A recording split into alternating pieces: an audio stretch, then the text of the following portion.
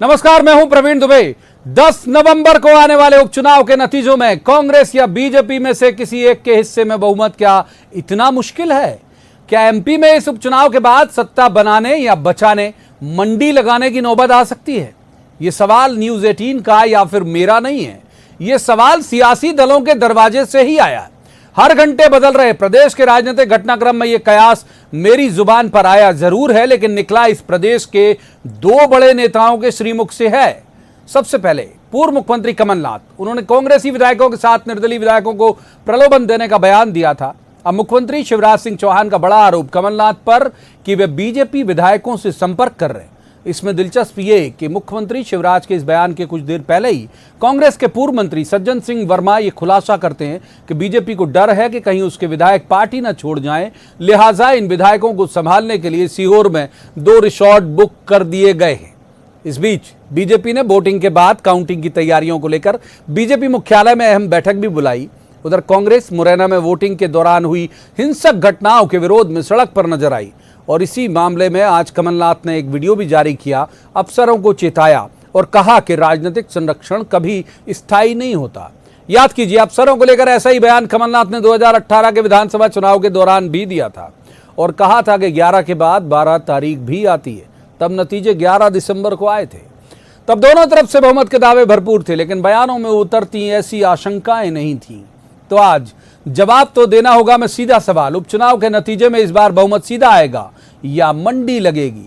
पूछेंगे सवाल और कहेंगे जवाब तो देना होगा, लेकिन पहले आपको दिखाते हैं एक रिपोर्ट, देखिए।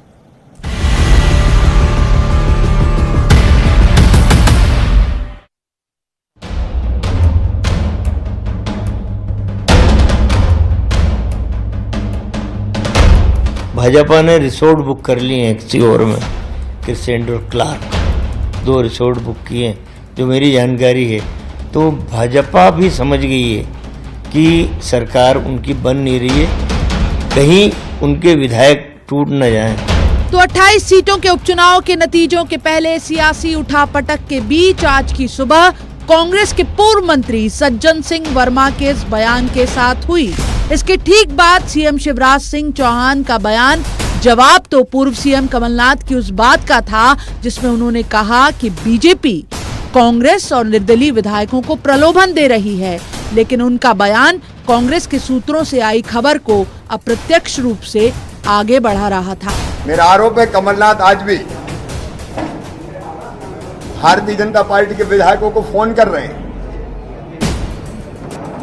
संपर्क करने का असफल प्रयास कर रहे हैं। अगर जोड़ तोड़ और खरीद फरोख्त की राजनीति की है, श्री कमलनाथ जी ने की है। मध्य प्रदेश की राजनीति में गंदगी लेके आए हैं तो कमलनाथ लेके आए। कुछ ही देर बाद सज्जन सिंह वर्मा का पलटवार आया और बोले कि कमलनाथ ने बीजेपी के किसी विधायक से संपर्क नहीं किया, बल्कि सारे ऑफर उस तरफ से ही आ रहे हैं। आए तो ये खरीद फरोख्त वाला सिलसिला कांग्रेस विश्वास नहीं करती। यदि कमलनाथ जी चाहते तो ये सरकार गिरती नहीं। ये मैनेजमेंट के गुरु माने जाते हैं, लेकिन हमने कहा ये खरीद फरोख्त करना, 20-22 लोग टच में थे कमलनाथ जी के, बीजेपी के विधायक जो दुखी थे। कांग्रेस का बीजेपी पर आरोप ये भी कि चुनाव में सरकारी मशीनरी का दुरुपयोग हुआ है। कमलनाथ ने भोपाल में वीडियो जारी कर अफसरों को चेताया, तो उधर मुरैना में सड़कों पर उतरे कांग्रेसी के मतदान की तरह हिंसा और गड़बड़ी मतगणना में नहीं होनी चाहिए। जो प्रशासनिक अधिकारी और पुलिस आज सोचते हैं कि ये राजनीतिक संरक्षण स्थायी होता है, वे सावधान रहें, क्योंकि आज इस सब चीजों का प्रमाण मौजूद है और 10 तारीख के बाद ये प्रमाण सामने लाया जाएगा। सवाल ये है कि आखिर सियासी दलों को मतगणना के पहले इतनी आशंका क्यों है? क्या बहुमत मिलने में कोई शक शुबा है? क्यों है सियासी गलियारों में मंडी के सवाल? जवाब तो देना होगा। भोपाल में शरद श्रीवास्तव और अनुराग श्रीवास्तव के साथ bureau report, news 18 Madhya Pradesh Chhattisgarh. तो रस्मन सबसे पहले मेहमानों का परिचय मैं आपसे करा दूं। हमारे साथ हैं आलोक संजर, ये भोपाल के पूर्व सांसद हैं, बीजेपी के लीडर हैं। आलोक जी का बहुत स्वागत।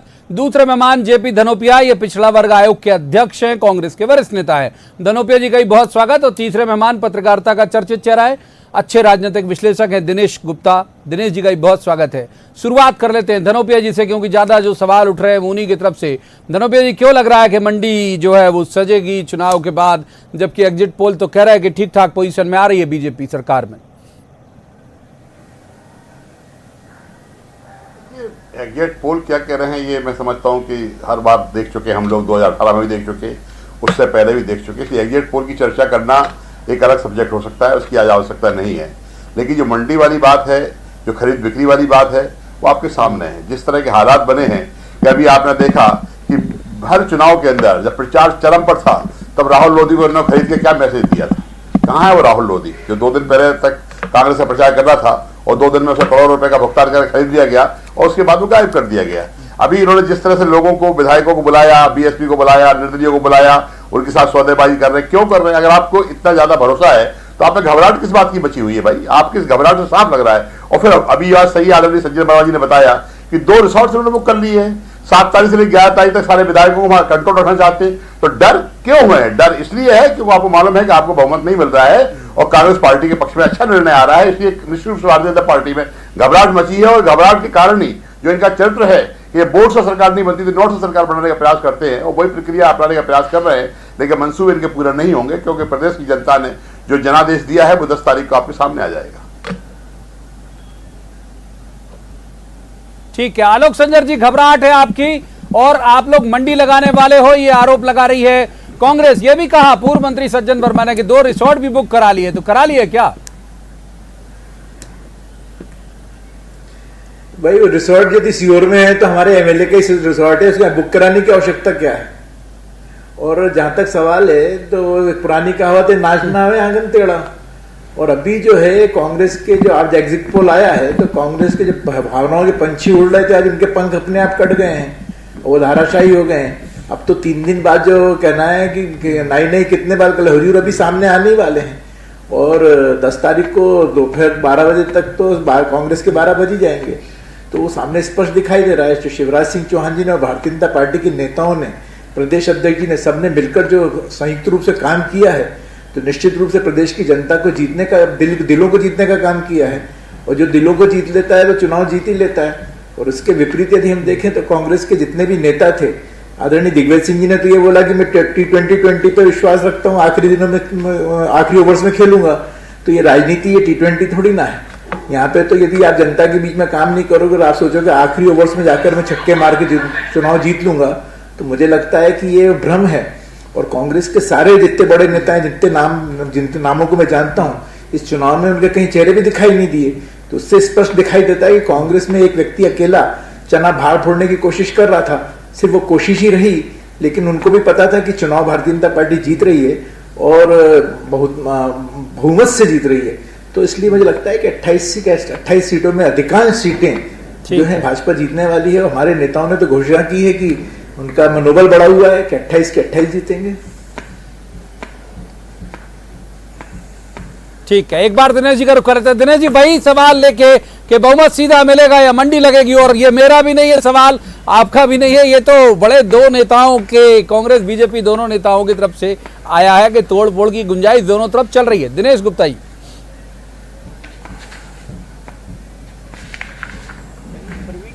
ये कम से कम ये संतोष की बात है, दोनों इस बात से सहमत हैं कि एक दूसरे के विधायकों को खरीद रहे हैं। इसमें कोई, दोनों के बीच में कोई किसी बात का कोई विवाद है नहीं। लेकिन दोनों के जो बयान है ये इस बात की ओर इशारा कर रहे हैं कि सुरक्षा का भाव दोनों राजनीतिक दलों में है। लग रहा है आम रहा है, मतलब, लेकिन तब क्योंकि दोनों में ये असुरक्षा का भाव है कि उनको बहुमत मिलेगा या नहीं, उनको ज्यादा सीटें मिलेंगी कि नहीं।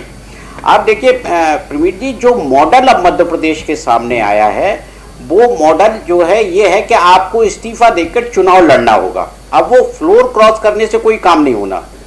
जिसमें इतना साहस हो कि वो दल बदल कर दोबारा चुनाव लड़े, वो शायद अब इस्तीफा देने के लिए तैयार होगा।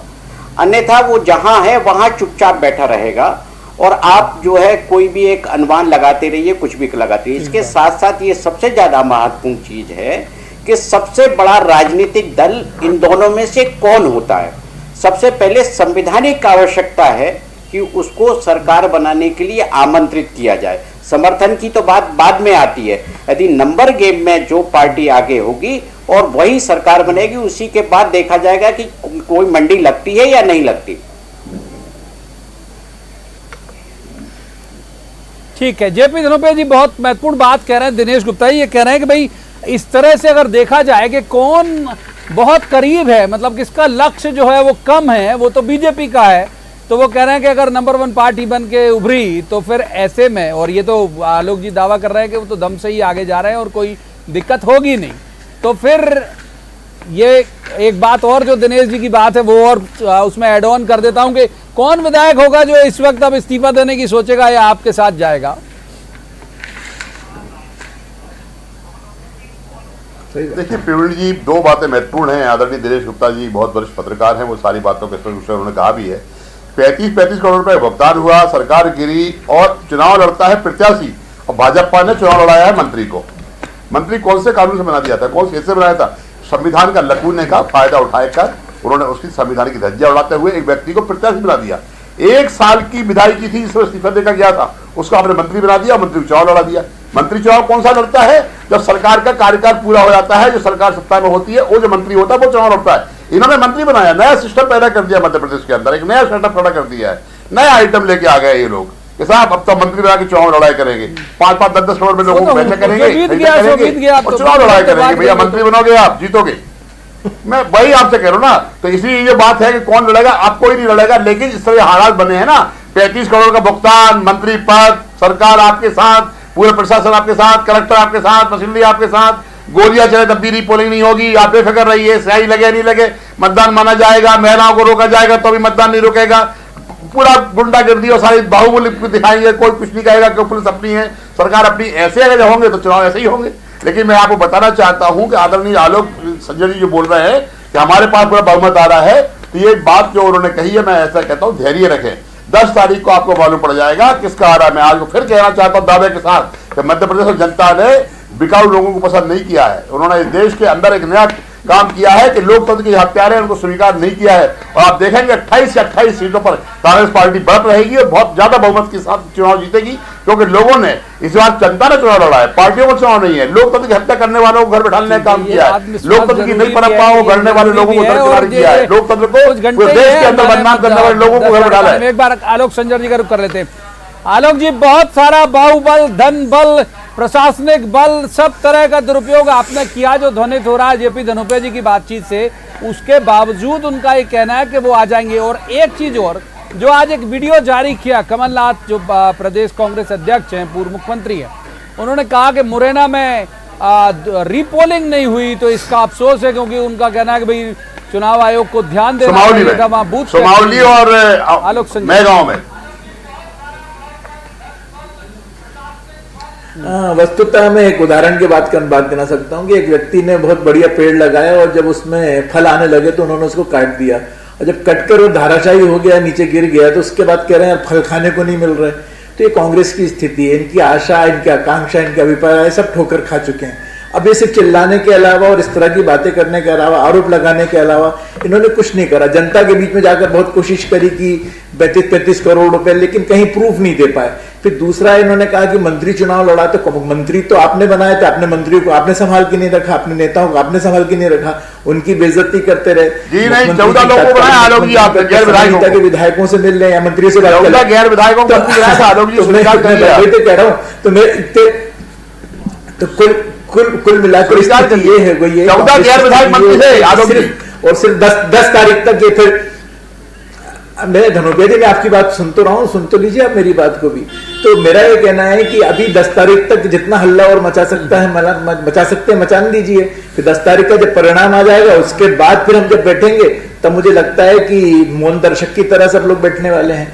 तो इसलिए जनता ने जो निर्णय करा है वो ईवीएम के अंदर चला गया। फिर उसके बाद मेरे को आश्चर्य हुआ कि ईवीएम में जब वोट डल गए तो फिर अब पूर्व मुख्यमंत्री जी ने फिर ईवीएम पे दोष लगा दिया तो कि उसमें गड़बड़ी हुई है। तो सारी गड़बड़ियां जनता जो कर रही है, ईवीएम को दोष नहीं लगाया के सामने, गोलीबारी हुई, मतदान नहीं हुआ, रिपोर्ट नहीं हुआ, हमने ये कहा प्रशासन ने हमारे साथ किया है। प्रवीण जी से पूछिए। एक बार दिनेश जी का रुख करूंगा, माफ कीजिए, दोनों को रोक लेता हूं। दिग्विजय सिंह जी ने किया था उसी दिन, वोटिंग के दिन ही ट्वीट किया था ईवीएम को लेकर। एक मिनट दिनेश जी का रुख कर लेते। अरे एक मिनट दिनेश जी करो। दिनेश जी, आप अपने मध्य प्रदेश में क्राइम अगेंस्ट वुमेन के मामले में हम एनसीआरबी के आंकड़े हमेशा देखते हैं कि भाई महिलाओं के खिलाफ छेड़छाड़ या इस समय अव्वल रहता था, और दूसरा अब ईवीएम के साथ छेड़छाड़ भी, वो बेचारी भी इतनी असहाय है कि हमेशा ही छेड़ी जाती है। तो इस बार भी आपको लगता है कि नतीजों के बाद ईवीएम के छेड़छाड़ फिर एक मुद्दा बनेगा कि ईवीएम के साथ खेल हुआ?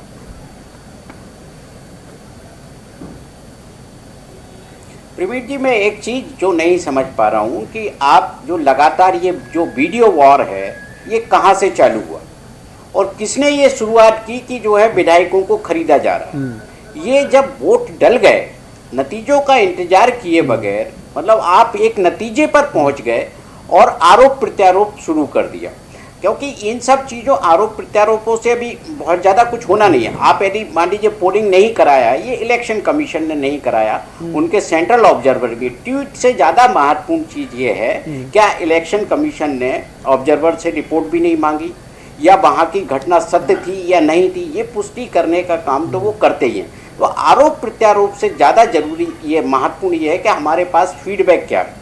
यदि कांग्रेस पार्टी के पास ये फीडबैक है तो कि उसे बहुमत मिल रहा है और 28 सीटें जीत रही है, तो उसे चिंतित होने की आवश्यकता नहीं है, क्योंकि उसके सदस्यों की संख्या भारतीय जनता पार्टी से ज़्यादा ही रहने वाली है।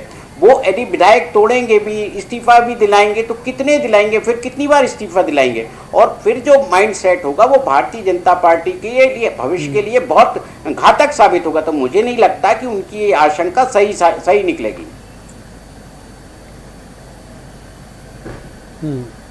आपकी आशंका गलत है। धनप्रिय साहब ये कह रहे हैं, दिनेश जी आप जवाब दे दीजिए उसका। राहुल लोधी के बारे में क्या कहना है आदरणीय देश गुप्ता जी का? राहुल लोधी को अभी क्यों खरीदा गया चुनाव में? क्या मैसेज देना चाहते थे? क्या उसकी प्रक्रिया थी? क्या उससे बन रहा था?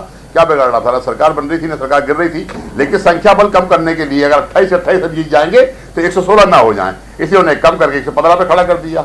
और अभी और भी इनकी सौदेबाजी चल रही है। बहुत से लोगों को बोल रहे हैं हमारे तो संपर्क में है, हम तो बात कर रहे हैं, कोई आएगा तो स्वागत है। इनके खुल के इनके नेताओं के बयान है, क्या हमारे संपर्क में हैं और लोग आएंगे हम स्वागत करेंगे, क्योंकि ये जो बहुमत है उसको कम करना चाहते हैं। उन्हें मालूम है आप सारी सीटें जीत भी जाएंगे तो हम ऐसा करेंगे कि हमारी संख्या आपसे ज्यादा रहे।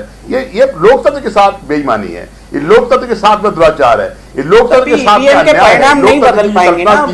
बाबा अम्बेडकर ने संविधान लिखा था उसमें नहीं, तो वही तो नहीं बदल पाएंगे, लेकिन जो एमएलए को लोगों को कम करेंगे, जब जितनी संख्या कम होती जाएगी उतना बहुमत कम होता जाएगा ना देश की। आप एक बात समझिए ना, हमारा 88 था, हम 28 से 16 हो जाते। ठीक बात, एक बार आलोक जी तो बहुत महत्वपूर्ण बात कह रहे थे। मैं ये सवाल लेकर जाने भी वाला था धनप्रिय जी, मैं यही सवाल लेके आलोक जी के पास जाने भी वाला था। मैं आलोक जी के पास ही जाता हूं ये सवाल लेके। आलोक जी, मैजिक फिगर को नीचे खिसका रहे हो आप, ये है आरोप कि भाई अभी 116 से आप 115 पे ले आए। कल भी जो मीटिंग हुई निर्दलीय और सपा बसपा सबके इनके, और करा दोगे मैजिक फिगर और नीचे जाएगा तो पता लगे 5 ही चाहिए आपको बहुमत साबित करने के लिए। ऐसी स्थिति आप लाना चाहते हो, ये आरोप है कांग्रेस का।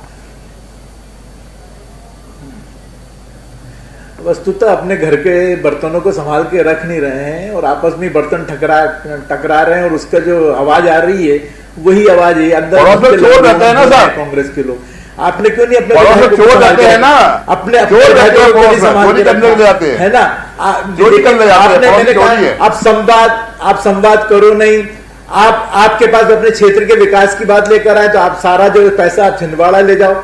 तो ऐसी स्थिति में विधायकों का निश्चित रूप से बहुत विकास किया है साहब, 27 लाख किसानों का कर्जा माफ किया है, चुनाव कैसे 100 रुपए में बिजली दिया लोगों को, 15 साल की पेंशन राशि बढ़ाई है, भारतीय जनता पार्टी की राशि बढ़ाई है, 15 महीने की सरकार आरक्षण दिया था, बहुत काम किया है, लेकिन आप लोगों ने बातें की, आप लोगों ने बेईमानी चोरी करके जनता के सामने लोगों को सरकार से बात कर दी। अब आपने दरी खींची दी, आप लोगों ने जो किया है वो लोग कहना है कि अभी भी आप चिल्ला लो, आज लोग चिल्ला सकते हो आप लोगों ने, लेकिन आप लोगों ने जो किया है आपकी स्थिति नीले सियार जैसी है। आप लोग सिर्फ दंगे हुए सियार की तरह हो और जनता ने पानी डाल दिया, नीलापन उतर गया है, आप ओरिजिनल रूप में आ चुके हो, इसलिए सारी बातें गुण है।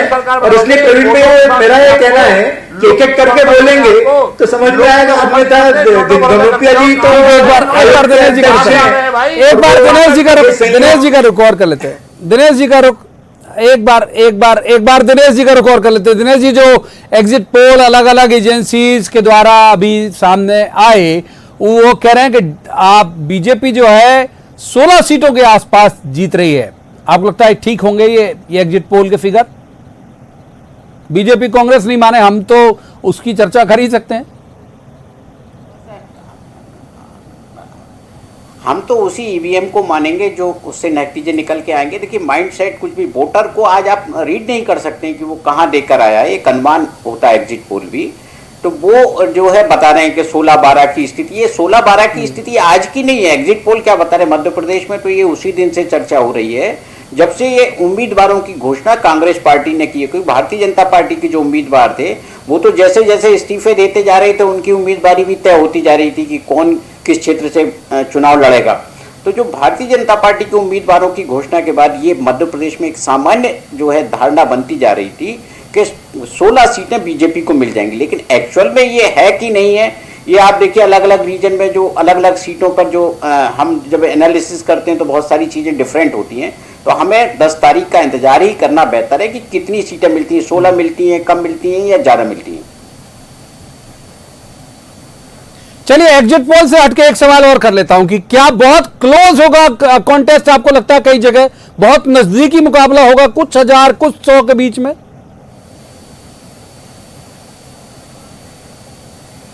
बिल्कुल। देखिए, जो पहले भी जो 2018 के विधानसभा चुनाव में भी बहुत सारी सीटें ऐसी थी जो कम अंतर से जीते थे, और इस बार भी मुकाबला ऐसा ही होगा। आप देखिए कि जो जहां जहां ये चुनाव हो रहे हैं वहां पोलिंग परसेंट कोई बहुत ज्यादा नहीं गिरा है, लेकिन जो ये लग रहा है कि जो कई बार तो 5000 से नीचे होगा। बहुत माफ कीजिए दिनेश जी, रोकना पड़ेगा आपको। वक्त इतनी ही चर्चा की हमको इजाजत देता है।